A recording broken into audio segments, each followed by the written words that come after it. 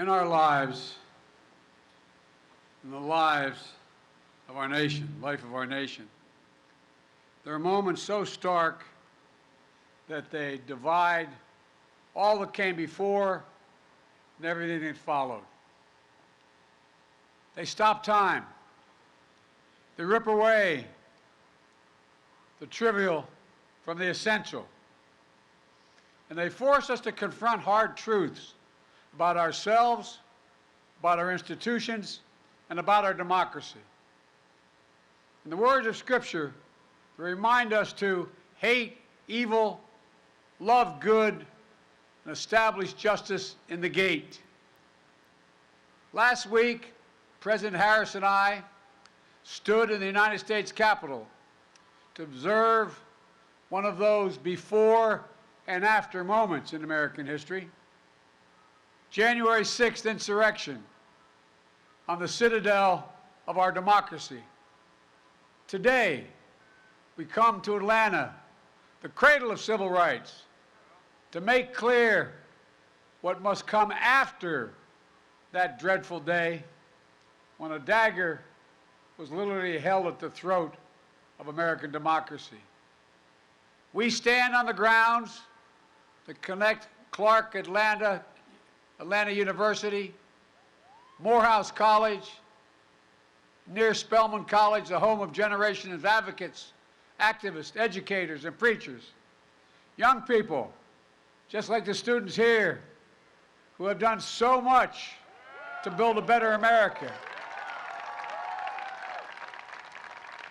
We visited the sacred Ebenezer Baptist Church and paused to pray at the crypt of Dr. and Mrs. King and spent time with their family. And here in the district, as was pointed out, represented and reflected the life of beloved friend John Lewis. In their lifetimes, time stopped when a bomb blew up the 16th Street Baptist Church in Birmingham and murdered 4 little girls. They stopped when John and many others seeking justice were beaten and bloodied while crossing the bridge at Selma, named after the Grand Dragon of the Ku Klux Klan. They stopped. Time stopped. They forced the country to confront the hard truths and to act to keep the promise of America alive, the promise that holds that we're all created equal, but more importantly, deserve to be treated equally. And from those moments of darkness and despair came light and hope. Democrats, Republicans, and Independents worked to pass the historic Civil Rights Act and the voting rights legislation. And each successive generation continued that ongoing work. But then, the violent mob of January 6, 2021, empowered and encouraged by a defeated former president, sought to win through violence what he had lost at the ballot box, to impose the will of the mob, to overturn a free and fair election, and for the first time in American history, to stop the peaceful transfer of power. They failed. They failed. But democracy's victory was not certain, nor is democracy's future. That's why we're here today, to stand against the forces in America that value power over principle, forces that attempted a coup against the legally expressed will of the American people by sowing doubt, inventing charges of fraud, and seeking to steal the 2020 election from the people. They want chaos to reign. We want the people to rule. Let me be clear. This is not about me or Vice President Harris or our party. It's about all of us. It's about the people. It's about America. Hear me plainly. The battle for the soul of America is not over. We must stand strong and stand together to make sure January 6th marks not the end of democracy, but the beginning of a renaissance of our democracy. You know, For the right to vote and to have that vote counted is democracy's threshold liberty. Without it, nothing is possible. But with it, anything is possible. But while the denial of fair and free elections is undemocratic, it is not unprecedented. Black Americans were denied full citizenship voting rights until 1965. Women were denied the right to vote until just 100 years ago. The United States Supreme Court in recent years has weakened the Voting Rights Act. And now, the defeated former president and his supporters use the big lie about the 2020 election to fuel torment and anti-voting laws. New laws designed to suppress your vote, to subvert our elections.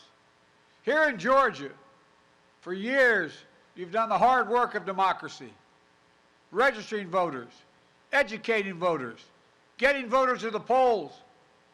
You've built a broad coalition of voters, black, white, Latino, Asian American, urban, suburban, rural, working class and middle class, and it's worked. You've changed the state by bringing more people legally to the polls. That's how you won the historic elections for Senator Raphael Warnock and Senator John Ossoff. You did it the right way, the democratic way. And what's been the reaction of Republicans in Georgia? Choose the wrong way, the undemocratic way. To them, too many people voting in a democracy is a problem. So they're putting up obstacles. For example, voting by mail is a safe and convenient way to get more people to vote. So they're making it harder for you to vote by mail. The same way, I might add, in the 2020 election, President Trump voted from behind the desk in the White House in Florida, dropping your ballots off to secure drop boxes. It's safe, it's convenient, and you get more people to vote. So they're limiting the number of drop boxes and the hours you can use them. Taking away the options has a predictable effect. Longer lines at the polls. Lines that can last for hours. You've seen it with your own eyes. People get tired. They get hungry. When the Bible teaches us to feed the hungry and give water to the thirsty, the new Georgia law actually makes it illegal. Think of this. I mean, it's 2020. And now 22, going into that election. It makes it illegal to bring your neighbors, your fellow voters, food or water while they wait in line to vote. What in the heck are we talking about? I mean, think about it. That's not America. That's what it looks like when they suppress the right to vote. And here's how they plan to subvert the election.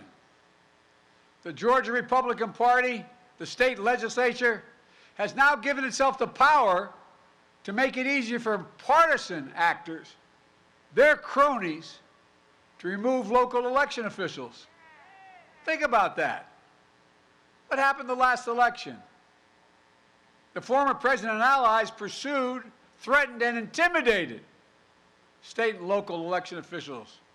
Election workers, ordinary citizens, were subject to death threats, menacing phone calls, people stalking them in their homes.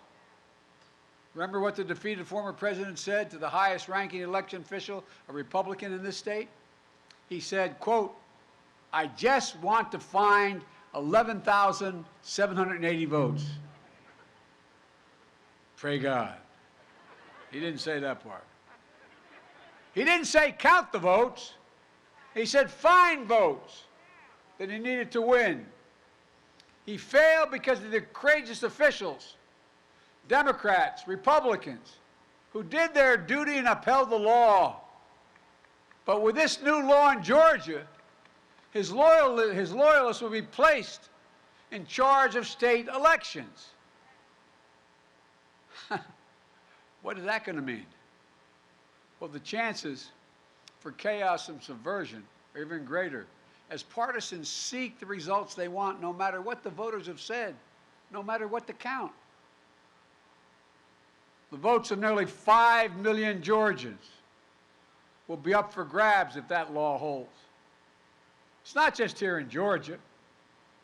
Last year alone, 19 states not proposed, but enacted 34 laws attacking voting rights. There were nearly 400 additional bills Republican members of state legislatures tried to pass. And now, Republican legislators in several states have already announced plans to escalate the onslaught this year. Their end game? To turn the will of the voters into a mere suggestion, something states can respect or ignore.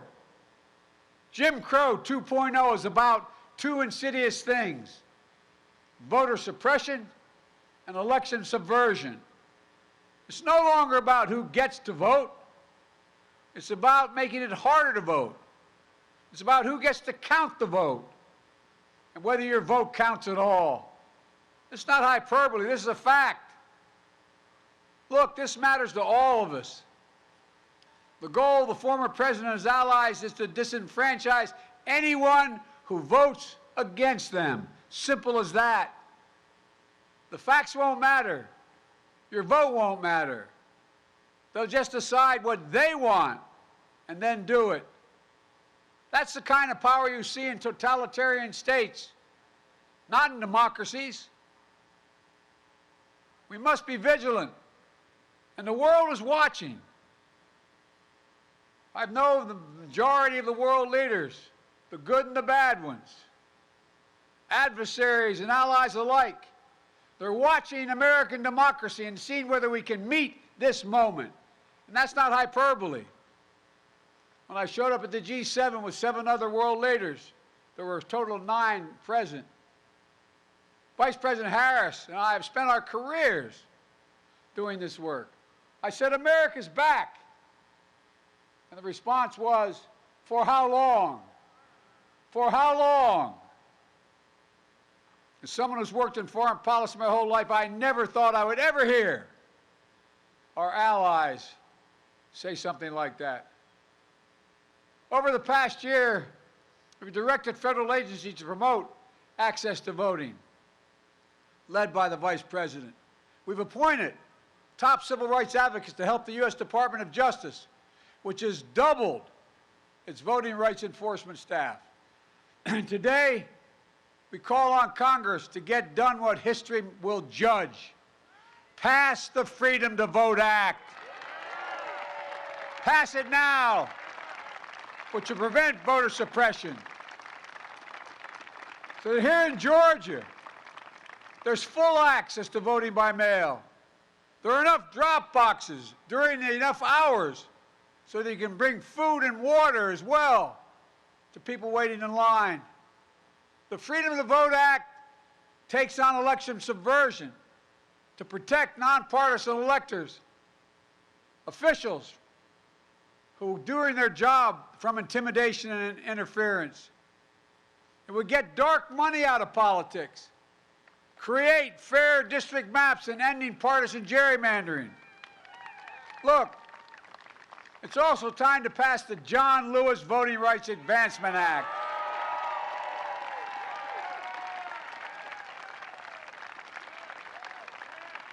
I've been having these quiet conversations with the members of Congress for the last 2 months. I'm tired of being quiet. Folks, it'll restore the strength of the Voting Rights Act of '65, the one President Johnson signed after John Lewis was beaten, nearly killed on Bloody Sunday, only to have the Supreme Court weakened in multiple times over the past decade. Restoring the Voting Rights Act would mean the Justice Department can stop discriminatory laws before they go into effect. Before they go into effect. The Vice President and I have supported voting rights bills since day one of this administration, but each and every time, Senate Republicans have blocked the way. Republicans oppose even debating the issue. You hear me? I've been around the Senate a long time. I was vice president for 8 years. I've never seen a circumstance where not one single Republican has a voice that's ready to speak for justice now. When I was a senator, including when I headed up the Judiciary Committee, I helped reauthorize the Voting Act 3 times. We held hearings, we debated, we voted. Was able to extend the Voting Rights Act for 25 years.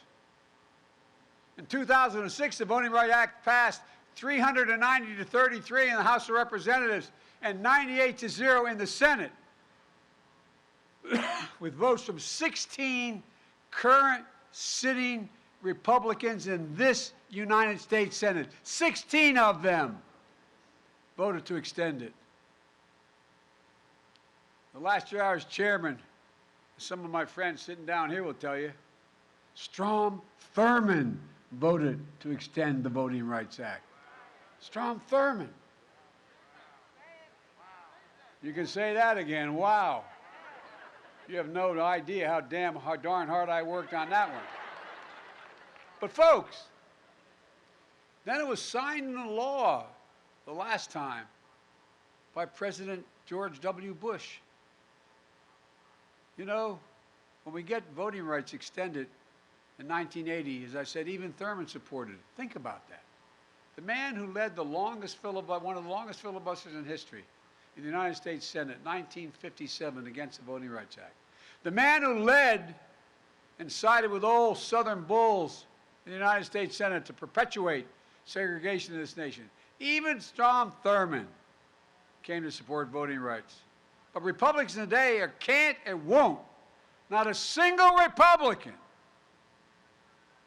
has displayed the courage to stand up to a defeated president to protect America's right to vote. Not one. Not one. We have 50-50 in the United States Senate. That means we have 51 presidents.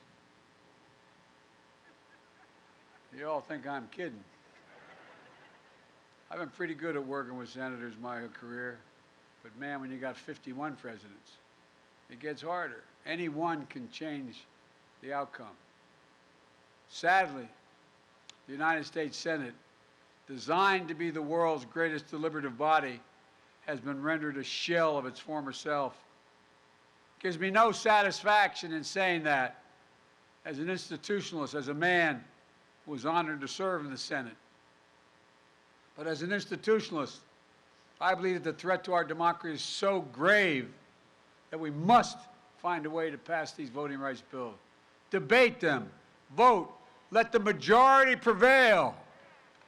And if that bare minimum is blocked, we have no option but to change the Senate rules, including getting rid of the filibuster for this.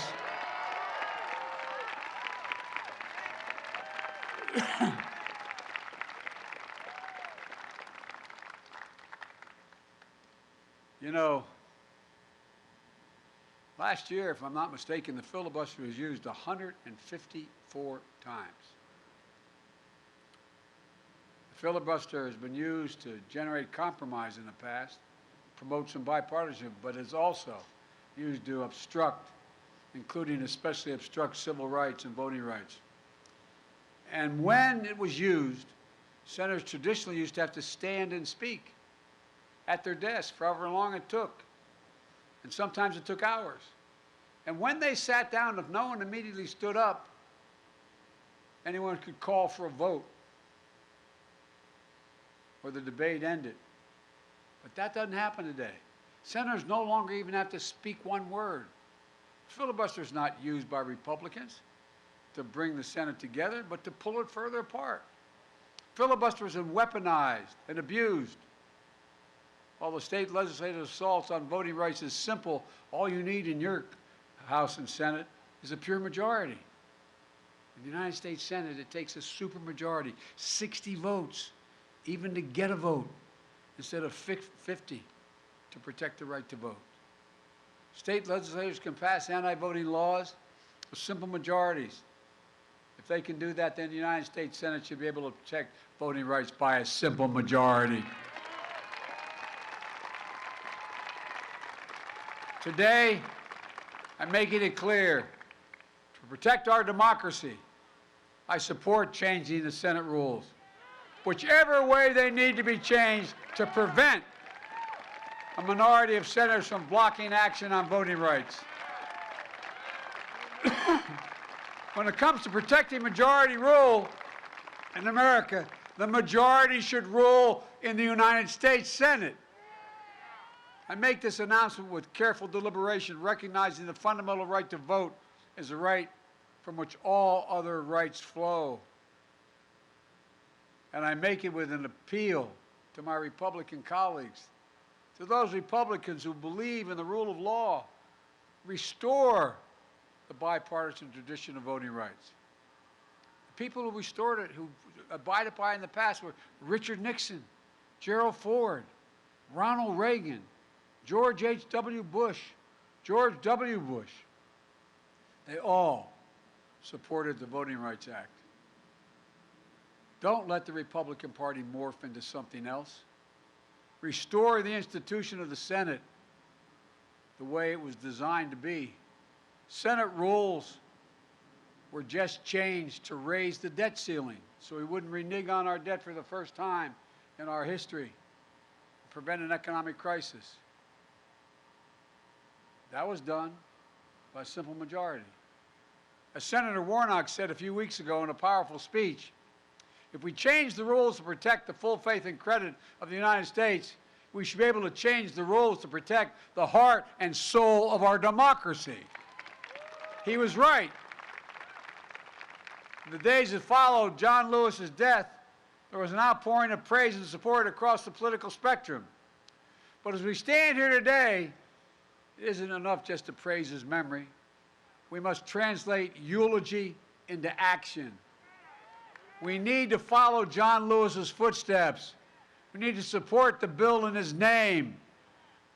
Just a few days ago, we talked about, up in the Congress and the White House, the event coming up shortly to celebrate Dr. King's birthday.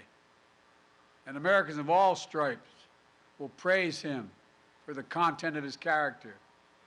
But as Dr. King's family said before, it's not enough to praise their father. They even said, on this holiday, don't celebrate his birthday unless you're willing to support what he lived for and what he died for. The next few days, when these bills come to a vote, will mark a turning point in this nation's history. We will choose. The issue is, will we choose democracy over autocracy, light over shadows, justice over injustice? I know where I stand. I will not yield. I will not flinch. I will defend the right to vote, our democracy against all enemies, foreign and, yes, domestic. And the question is, where will the institution of the United States Senate stand? Every senator, Democrat, Republican, and Independent, will have to declare where they stand, not just for the moment, but for the ages. Will you stand against voter suppression? Yes or no? That's the question they'll answer. Will you stand against election subversion? Yes or no? Will you stand for democracy? Yes or no? And here's one thing every senator, every American should remember. History has never been kind to those who've sided with voter suppression over voters' rights. And it'll even be less kind for those who side with election subversion. So I ask every elected official in America, how do you want to be remembered? At consequential moments in history, they present a choice. Do you want to be on the side of Dr. King or George Wallace? Do you want to be on the side of John Lewis or Bull Connor? Do you want to be on the side of Abraham Lincoln or Jefferson Davis? This is the moment to decide, to defend our elections, to defend our democracy. And if you do that, you will not be alone. That's because the struggle to protect voting rights has never been borne by one group alone. We saw freedom riders of every race, leaders of every faith marching arm in arm, and yes, Democrats and Republicans in Congress of the United States and in the presidency. I did not live the struggles of Douglas, Tubman, King, Lewis, Goodman, Cheney, Swerner, countless others, known and unknown. I did not walk in the shoes of generations of students who walked these grounds, but I walked other grounds because I'm so damn old I was there as well.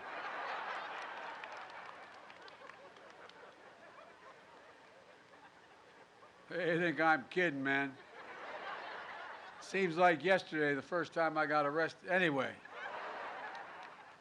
But their struggles here, they were the ones that opened my eyes as a high school student in the late 50s and early 60s. They got me more engaged in the work of my life.